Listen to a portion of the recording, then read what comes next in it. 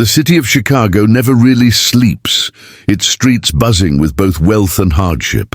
On one corner of this bustling metropolis, fate intervened on a warm spring evening.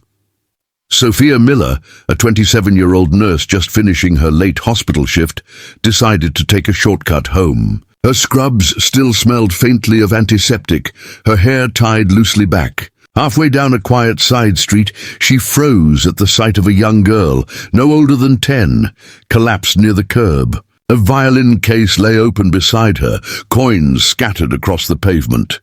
Sophia's training kicked in instantly. She rushed forward, checked the child's pulse, and let out a sigh of relief when she felt a faint but steady rhythm. The girl's breathing was shallow, her face pale, as if exhaustion had drained every bit of strength from her. Without hesitation, Sophia pulled out her phone, dialed emergency services, and began first aid. As she gently lifted the child's head, a business card slipped from the violin case. It bore a name in bold letters: Alexander Reed, CEO, Reed Enterprises. Sophia's eyes widened. Alexander Reed wasn't just any businessman. He was one of the richest men in the United States. His face often splashed across financial magazines. She quickly searched her phone, found his personal emergency contact from the card, and dialed. The line clicked. "This is Alexander Reed," came a deep, authoritative voice. Sophia didn't waste time. "Mr. Reed, this is Nurse Sophia Miller. I found your daughter unconscious on a Chicago street. She's stable for now, but she needs immediate care." There was a pause, sharp and stunned, before Alexander replied, "Stay where you are. I'll be there in 10 minutes. Within moments, the street erupted with flashing headlights. A sleek black car screeched to a halt, and Alexander himself jumped out, his tailored suit sharply contrasting with the grimy pavement. His eyes scanned the scene until they fell on his daughter, lying in Sophia's arms. Emma. His voice cracked as he knelt beside her. For the first time, the powerful billionaire looked vulnerable, broken even.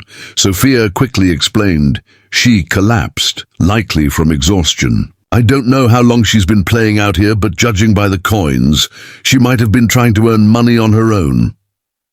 Alexander's eyes darkened with guilt. He had been buried in work for months, his time consumed by meetings, investors, and deals. He had missed family dinners, bedtime stories, even weekends. Now, seeing his daughter unconscious on the cold street, it hit him like a punch to the chest.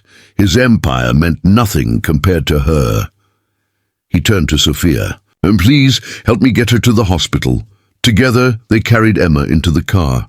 Sophia sat in the back, monitoring her breathing, while Alexander drove at breakneck speed. Every red light felt like an eternity. Inside the hospital emergency ward, doctors rushed Emma into treatment, and Sophia guided Alexander through the chaos, calming him when panic threatened to overwhelm him. Hours passed before a doctor emerged with news. "She'll be fine. Severe fatigue, mild dehydration, but nothing permanent. She needs rest and love." Alexander exhaled for the first time in what felt like years. Tears shimmered in his eyes as he stepped into the room where Emma slept peacefully. He gently held her hand, whispering apologies she couldn't yet hear.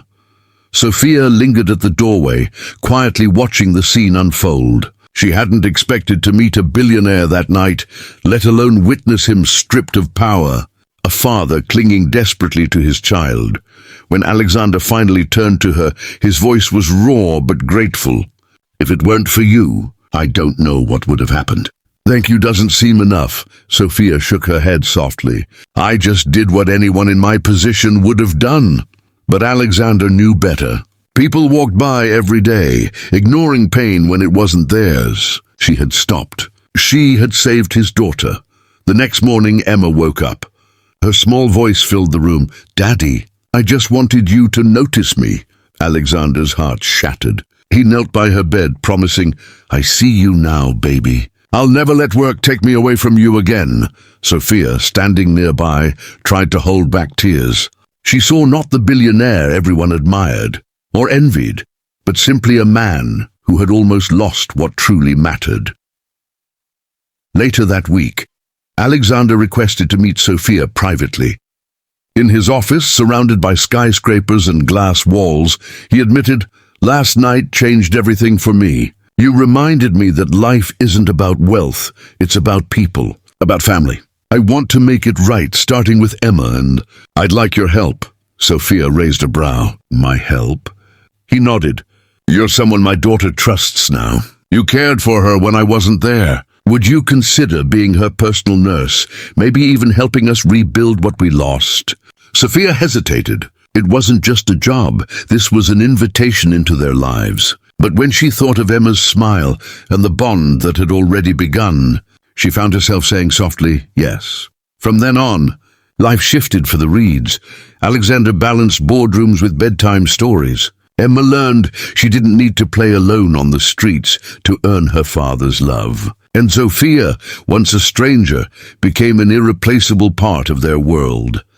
What had begun as a desperate phone call on a dark street turned into something no amount of money could buy. Redemption, family, and a second chance, because sometimes the richest man in the room is the one who finally learns what wealth really means.